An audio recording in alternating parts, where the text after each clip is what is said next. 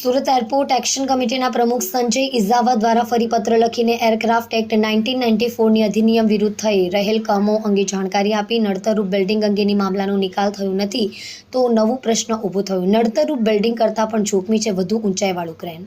તાજેતરમાં અમે જોયું છે કે એરપોર્ટની આસપાસની ઘણી ઊંચી ઇમારતોમાં હજી સુધી અથડામણ વિરોધી લાઇટ્સ લગાડવામાં આવી નથી, જે ટેક ઓફ અને લેન્ડિંગ દરમિયાન પાયલટ્સ માટે સલામતી સૂચક તરીકે કાર્ય કરે છે। સુરત એરપોર્ટની નજીક બાંધવામાં આવેલી ઘણી ઊંચી ઇમારતો અને ચાલુ બાંધકામ હેઠળની ઇમારતો નિયમોનું ઉલ્લંઘન કરે છે। એરપોર્ટ ઓથોરિટી ઓફ ઇન્ડિયા દ્વારા જારી કરવામાં આવેલ એનઓસી રદ કરવાની એરક્રાફ્ટ એક્ટ 1994 હેઠળ કાનૂની કાર્યવાહી પાત્ર છે। અમુક ઊંચી ઇમારતોમાં બાંધકામ પ્રવૃત્તિ હાથ ધરવા માટે ટાવર ક્રેન્સ મૂકવામાં આવે છે, જે એરપોર્ટ ઓથોરિટી ઓફ ઇન્ડિયા દ્વારા જારી કરવામાં આવેલ એનઓસીના નિયમો અને પરવાની પત્ર ઊંચાઈ મર્યાદાનું પણ ઉલ્લંઘન કરે છે। આ ક્રેન્સની ઊંચાઈ ઇમારતની પરવાનગી પત્ર એનઓસી કરતાં વધુ છે અને તે એરફિલ્ડ કામગીરીમાં અવરોધ છે। બિલ્ડરો અને ડેવલપર્સને ક્રેન્સની ઊંચાઈ તાત્કાલિક માન્ય સ્તર સુધી નીચે લાવવા અને તેમના ટાવર ક્રેન ટોપ પર અથડામણ વિરોધી લાઇટ્સ મૂકવાનો નિર્દેશ આપવો જોઈએ। આ ખૂબ જ ગંભીર મુદ્દો છે।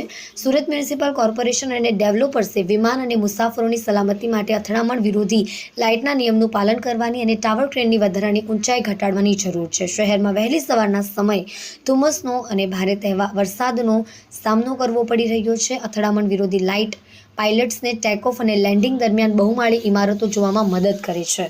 ધવલભાઈ ધાનાણી સાથે જોતા રહો ન્યૂઝ 9 ગુજરાતી। જી શું કહેશો એને મામલાના લીધે?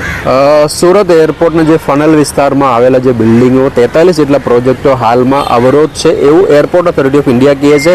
આ મામલો અત્યારે કોર્ટમાં ચાલે છે કારણ કે એની હાઇટ ઘટાડવા માટેનો પ્રશ્ન છે।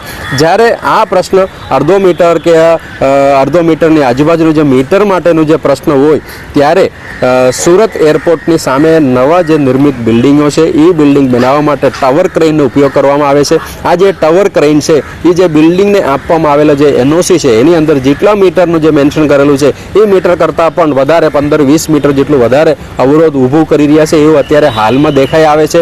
કારણ કે આ જે કન્સ્ટ્રક્શનની અંદર યુઝ કરતા ટાવર ક્રેનના પણ મંજૂરી લેવાનું હોય છે, એનું જે હાઇટ એનાથી બી વધારે જતું હોય તો પણ કોઈ વ્યક્તિ એનું મંજૂરી લેતા નથી અને સીધા એરપોર્ટ ઓથોરિટી ઓફ ઇન્ડિયા આપેલા જે એનઓસી છે એનું વાયોલેશન કરી રહ્યા છે। સાથે સાથે એની ઉપર એક એન્ટી કોલિઝન લાઇટ ફિટ કરવાનું હોય છે। બિલ્ડિંગનું કામ જેમ પૂર્ણ થાય એની ઉપર લાઇટ ફિટ કરવાનું હોય છે। આ લાઇટ ફિટ કરવાનું પણ તસ્થી કોઈ ઓથોરિટી આ ચેક કરતા નથી અને બિલ્ડરો આ કરતા નથી। તો આ બધું આપણે ઇન્વિટેશન આપીએ છીએ ભાઈ પ્લેન અકસ્માત જેવા ઘટના માટે। તો એટલા માટે આ પત્ર કલેક્ટર અને એરપોર્ટ ઓથોરિટી ઓફ ઇન્ડિયા અને એસએમસી કમિશનને મોકલી આપવામાં આવેલું છે અને તાત્કાલિક કાર્યવાહીની માંગ કરી છે।